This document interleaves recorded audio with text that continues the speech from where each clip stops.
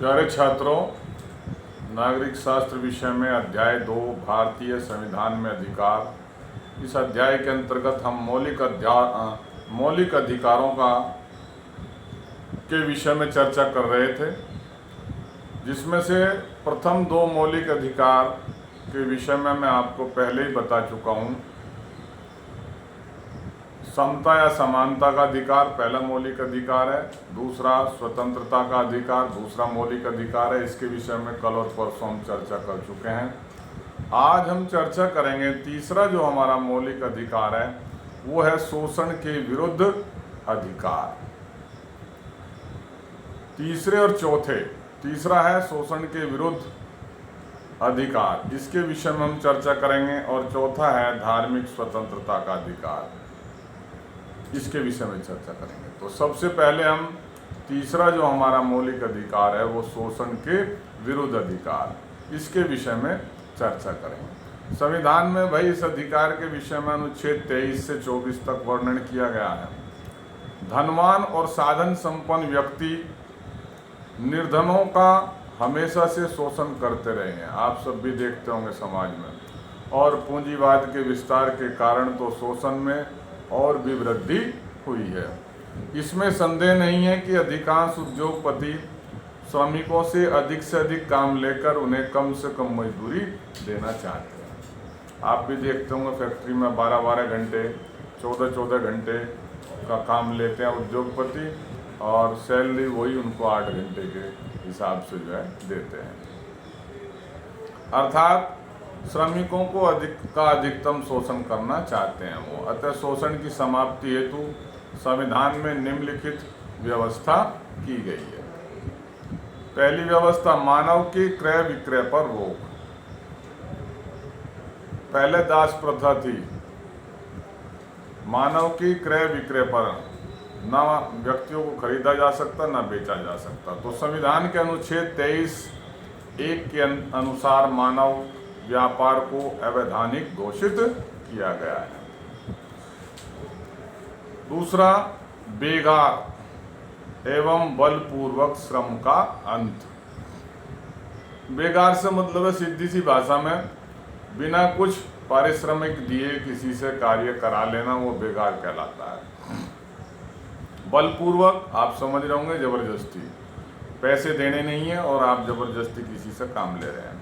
तो इसके लिए भी संविधान के अनुच्छेद 23(1) के ही अनुसार व्यक्ति से बेगार कराना या बलपूर्वक श्रम कराए जाना कानून के विरुद्ध एवं दंडनीय अपराध के अंतर्गत आता है। तीसरा, अवयस्कों का श्रम निषेध। अवयस्क 14 वर्ष से कम आयु के बच्चों को अवयस्क कहते हैं। तो संविधान के अनुच्छेद 24 में यह व्यवस्था की गई है कि 14 वर्ष से कम आयु के बालकों को कारखाने या अन्य किसी जोखिम भरे काम पर नियुक्त नहीं किया जा सकता। आपने देखा होगा छोटे छोटे बच्चों को जो है फैक्ट्रियों में काम करना पड़ता है या किसी ढाबे पर, होटल पर कार्य करना पड़ता है। तो ये कानूनी अपराध है भाई। अगर 14 वर्ष से कम आयु के बच्चे से आप इस तरीके का कोई काम लेते हैं, खदानों में, किसी फैक्ट्री में है, बारूद की फैक्ट्री है, खनन फैक्ट्रियाँ हैं, या कोई भी आपका उद्योग है, उसमें अगर आप 14 वर्ष से कम आयु के बच्चों से कार्य लेते हैं तो ये कानूनी अपराध है, आपके खिलाफ कार्रवाई होगी। अब प्रतिबंध देखिए, इस अधिकार पर भी राज्य प्रतिबंध लगा सकता है। राज्य सार्वजनिक हित के लिए अनिवार्य सेवा लागू कर सकता है। यदि देश पर किसी प्रकार का संकट आता है तो राज्य द्वारा अपने देश के नागरिकों को सेना में भर्ती होने के लिए बाध्य किया जा सकता है। इसमें कुछ अपवाद भी है। अगर देश में आपदा संकट आ रहा है या देश में जो है कोई दूसरा देश आक्रमण कर रहा है तो सेना में भर्ती के लिए प्रत्येक नागरिक को बाध्य किया जा सकता है।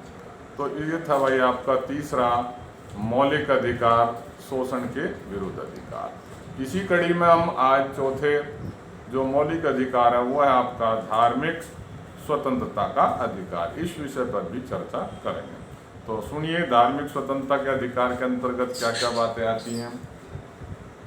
संविधान ने प्रत्येक नागरिक को धर्म के संदर्भ में पूर्ण स्वतंत्रता प्रदान की है। इस संदर्भ में संविधान के अंतर्गत निम्नलिखित व्यवस्थाएं की गई है। पहली भाई, किसी भी धर्म को स्वीकार करने, आचरण करने और प्रचार करने की स्वतंत्रता है।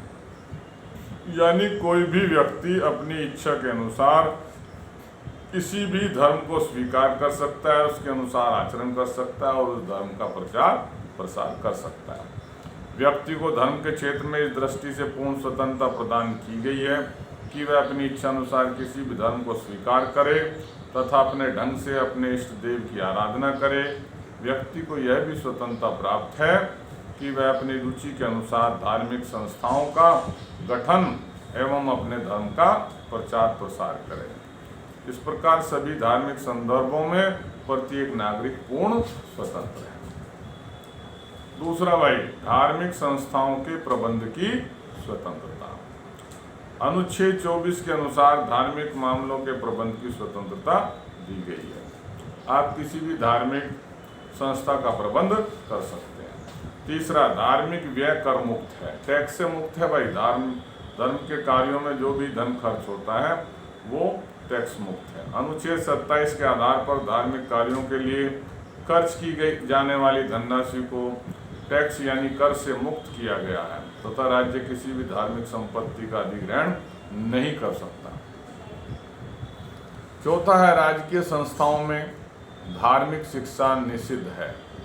जो हमारी राजकीय संस्थाएं हैं उनमें धार्मिक शिक्षा नहीं कर सकते आप। अनुच्छेद 28 के अनुसार राज्य के निधि से चलने वाली किसी भी सरकारी अथवा सहायता प्राप्त शिक्षण संस्थान में किसी भी प्रकार की धार्मिक शिक्षा प्रदान नहीं की जा सकती। इसके लिए आपको अलग से शिक्षा संस्थान बनाने पड़ेंगे भाई। इन सब के बावजूद भी प्रतिबंध है। संविधान में कुछ अधिकार दिए गए हैं।